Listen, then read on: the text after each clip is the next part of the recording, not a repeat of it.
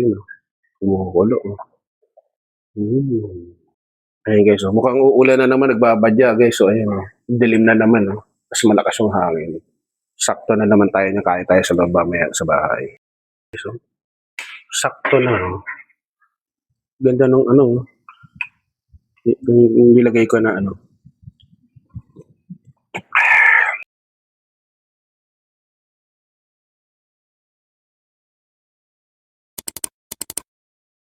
Sir Chef is back.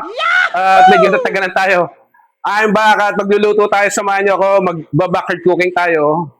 Easy recipe lang to. Sigurado, sakto ngayong tagulan. Let's go! So may binili ako ng siomay. Tapos gagawin nating soup. You know, ibig sa ano, easy recipe parang molo soup. Tapos lalagyan natin ng okwa. Hiniwa ko na malalaking cubes. Pag nabitin na ko, meron pa akong binili na extra na tokwa. Lagay natin, no? So, doon na tayo sa likod. Turo ko na sa inyo yung ibang mga ingredients. Okay po siya, nandito na tayo sa likod bahay. At, tara na. Pagluto na tayo. Pasensya na kayo, di tayo nakakapag-vlog at masama ang nilagay ng panahon. So, ingat mo tayo. Marami pong baha sa Metro Manila at saka dito sa amin, sa Cavite. May mga baha rin. So, ingat mo tayo. Ito yung ano natin, yung ingredients natin. Siomay. Ito yung dahon ng sibuyas pang garnish. Pati yung pritong bawang pinaluto ko na kay Kuya Mar. Yung tokwa na hiniwa ko malalaki. Sibuyas, paminta, seasoning. Tapos ito, miswa. So, nagpainit na ako ng wakali. Lagay tayo ng mantika. Habang ano, lagay na natin tong sibuyas. So, easy recipe lang to guys. Sakto sa tag-ulan. At masarap yung may hinihigop tayong sabaw. Yan. Nagba-brown na yung ano, yung sibuyas. Maglagay tayo ng kalahating pork cubes.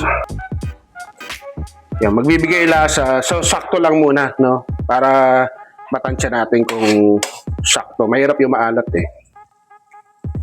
Yan. So, madali lang to guys. Kaya-kaya nyo sa bahay nyo to. Kung nagkikrave kayo ng ano, gusto nyo na may sabaw. Siguro sa susunod, pag magka-oras din tayo, medyo mabusisi lang. Pero yun naman, homemade talaga na molo soup. Ito. So, gawa na tayo ng yung soup ngayon kako, maiba naman. So, pag okay na yan, para di masunog, lagay tayo ng bag tea. Yan na yung sapa, para sa sabaw natin. Yun. Dagdagan natin. Buti tumila yung ulan guys. Kasi maghapon yung ulan eh. Konti lang to. Pakago. Yan. Sakto lang. Total ilan lang naman kami dito sa bahay. Sabay na natin tong ano. Yung siomay, palambutin lang natin to. Yan. Sarap kumigop ng sabaw. So balikan nyo ako guys at pakuluin lang natin tong siomay love for you. Okay, so ayan. Kumukulo na. So, inaan natin yung apoy. Yan. At least nagsisiwer na siya. So, dagdagan natin itong pork cubes niya. Bahala kayo anong gusto nyo. Kasi kalimitan naman yung mga siomay na ganyan. Ano naman yan eh? Pork. O gusto nyo chicken. Anong gusto nyo. Then, optional lang. Kung meron kayong ganito.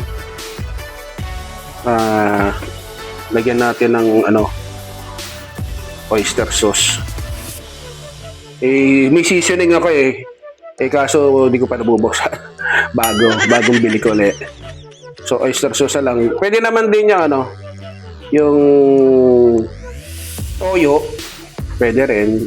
So, yun nga, yung seasoning. So, ito yung meron ako ngayon, yung oyster sauce eh. Pandagdag lasa tsaka kulay. Ito guys, so meron ulit ako bagong bili. Masarap tong ano eh, Kulina, Bakene man sa Dali. Mura lang siya. Kasi yung lasa nung nor, mas mura pa. So, lakas natin uli. Yan. So, kumulo na yan eh. So, titikman natin.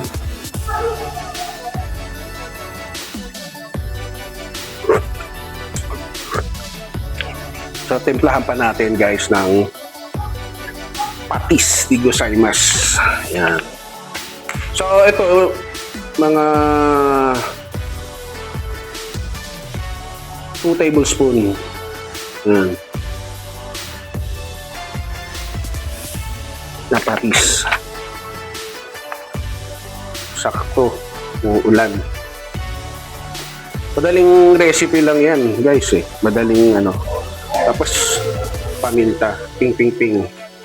Pasensya na kayo kung baka man pick up sa mic yung ingay ng aso. Tapos, sabay na natin to guys.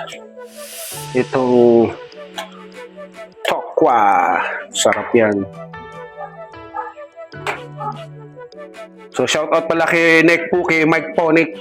Nagkaroon ako ng idea. Kasi minsan guys, nag-trip kami, pero di na kami nag-vlog nun. Nagluto siya ng baka, parang style bulalo. Tapos nilagyan niya ng tokwa. Ang ganda rin ng kombinasyon. Yan. So, lakas natin. Bago nga pala yung tokwa na yan na nabili ko doon sa nag-iikot na magtataho. Sabi ko, pa-reserva ako ng tokwa. Tapos yun nga. Ito na. Diba? Ayos gid. Kumukulo.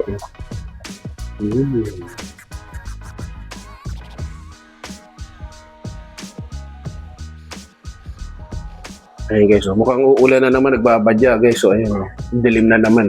Kasi malakas yung hangin. Sakto na naman tayo na kaya tayo sa baba maya sa bahay. Mga kasyepoy, so tinakpan ko. Sisiber ko yan na mga 5 minutes.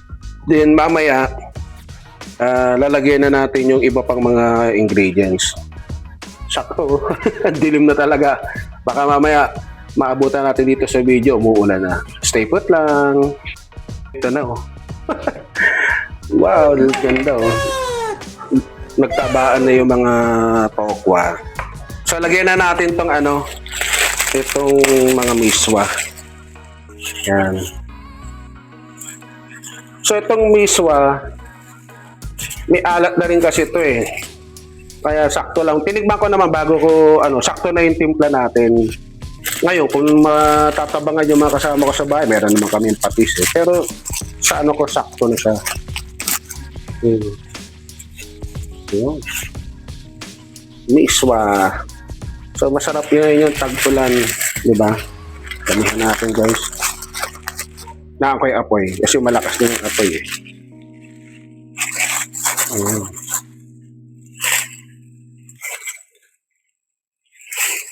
What we do here is go Diba? Sakto. Pwede na ulam. Pwedeng ulam. Pwedeng pang merienda, sakto. Sa hapon. All araw naman. Napapalunok na ako, guys. Ang bangoy. Lagyan natin uli ng paminta. Ping, ping, ping. Yan. Tapos, guys, binuksan ko na ito. Konti lang. Yan, pampakulay lang. Balikan nyo ako. So, gusto nyo na medyo malapot. Magawa kayo ng slur. So, ito, glutinous rice na flour. So, bala kayo anong available na para pang thickening agent. Yan, para talaga maging soup siya.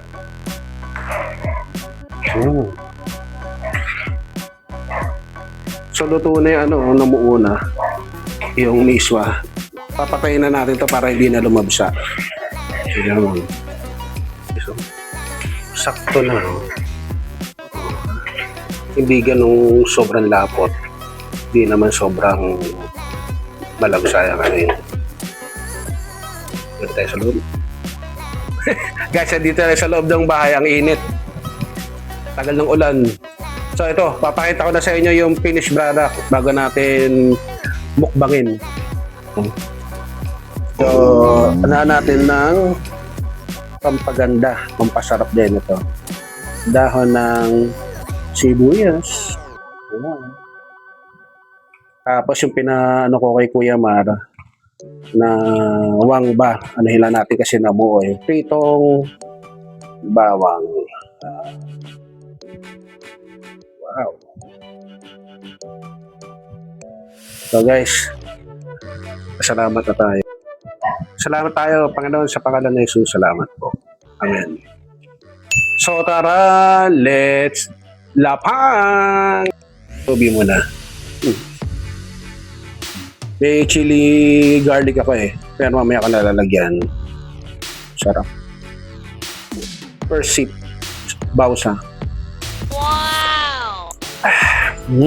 Sarap. Sakto, gid.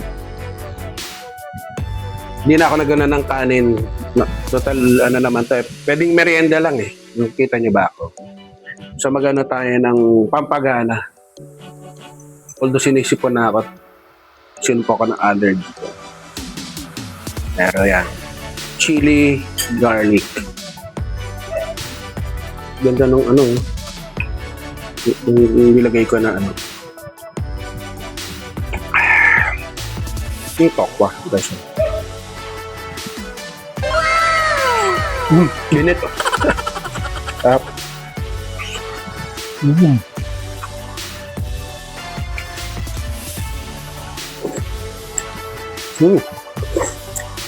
Sarap.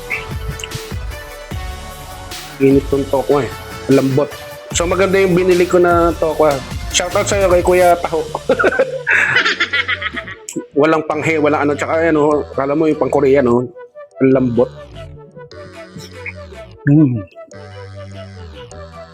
Kaya na, mga ano ni akang. May chili garlic eh. Kasi ito yung siomay. Parang naging ano siya, molo soup. No? Pero easy recipe. Siomay with tofu soup. Taste siomay.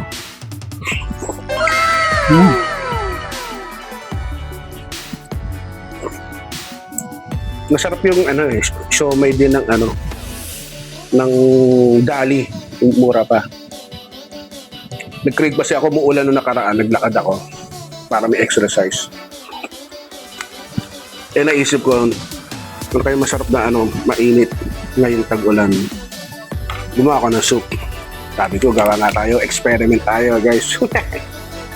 So, okay, success.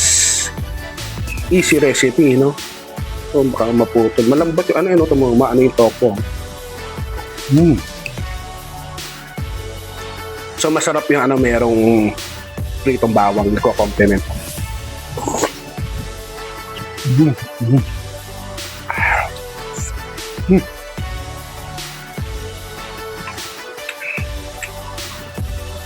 May pagkain kayo.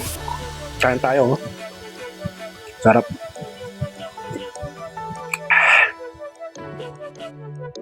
Panalo. So okay guys, bago ko ubusin to, so please supportan niyo yung aking YouTube channel, Search Vlog. At meron na rin tayong ano, siguro ano ko na lang dito sa video yung bago kong FB page. Promote ko ngayon para makilala rin yung ating YouTube. Sa Facebook, yung Sir Chef FB page.